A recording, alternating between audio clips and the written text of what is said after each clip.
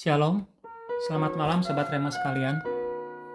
Tema Rema kali ini adalah menderita bersama Kristus.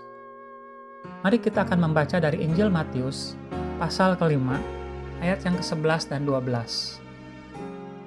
Berbahagialah kamu, jika karena aku, kamu dicela dan dianiaya, dan kepadamu difitnahkan segala yang jahat. Bersukacita dan bergembiralah, karena upahmu besar di sorga.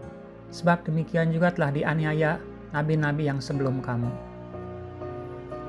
Presiden pertama Republik Indonesia, Insinyur Soekarno, pernah mengatakan, bangsa yang besar adalah bangsa yang menghargai jasa pahlawannya.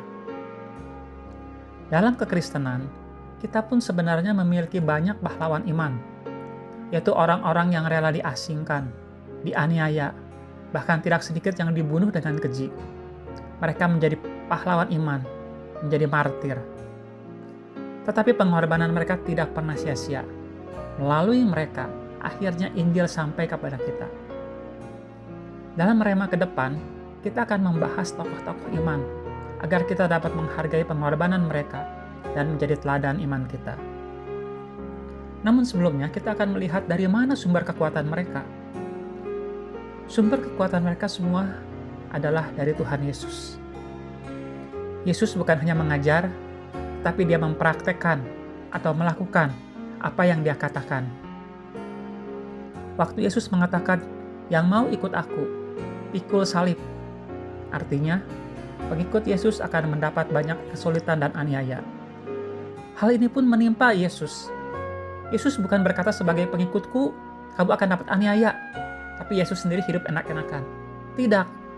Semua penderitaan yang harus ditanggung oleh pengikut Yesus sudah diterima oleh Tuhan Yesus sendiri. Yesus mengalami semua penderitaan itu. Direndahkan, dibenci, disalah mengerti, disindir, disepelekan, difitnah, ditertawakan, diolok-olok, ditinggalkan, dikhianati, disiksa, dipukuli, diludahi, dicambuk, dikenakan mahkota duri, bahkan dihukum mati dengan dipaku di atas kayu salib. Semua penderitaan secara mental dan fisik sudah Tuhan Yesus alami. Pertanyaannya adalah, apakah kesalahan Tuhan Yesus? Tuhan Yesus pernah menantang orang-orang untuk menunjukkan kesalahannya. Dan sampai hari ini, tidak ada seorang pun yang bisa membuktikan apa kesalahan Tuhan Yesus. Dalam perjanjian lama, ada nabi-nabi yang mengeluh, mempertanyakan keadilan Tuhan. Mengapa orang benar mengalami banyak penderitaan? Misalnya Yeremia, Ayub, Asaf, Habakuk. Tapi, dalam perjanjian baru, adakah seorang rasul yang mengeluh atau mempertanyakan ketika mengalami aniaya? Jawabannya tidak ada. Dan bukan saja tidak ada, tapi Alkitab mencatat mereka bersuka cita ketika mereka mengalami penganiayaan. Mengapa bisa demikian? Karena para rasul sudah mendengar perkataan Tuhan Yesus dalam Matius 5 ayat 11 dan 12 yang tadi kita baca.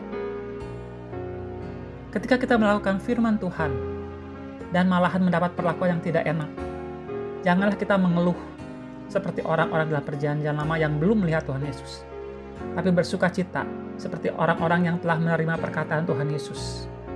Tuhan Yesus menjadi teladan iman kita. Mari kita berdoa.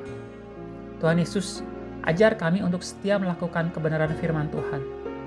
Walaupun karena melakukan firman-Mu, kami harus mendapatkan perlakuan yang tidak enak. Kami sadar, ini adalah anugerah dan sukacita kalau kami juga bisa berbagian memikul salib-Mu.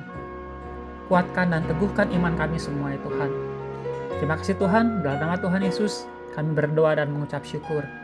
Amin. Selamat beristirahat Sobat Rema sekalian. Tuhan memberkati kita semua. Amin.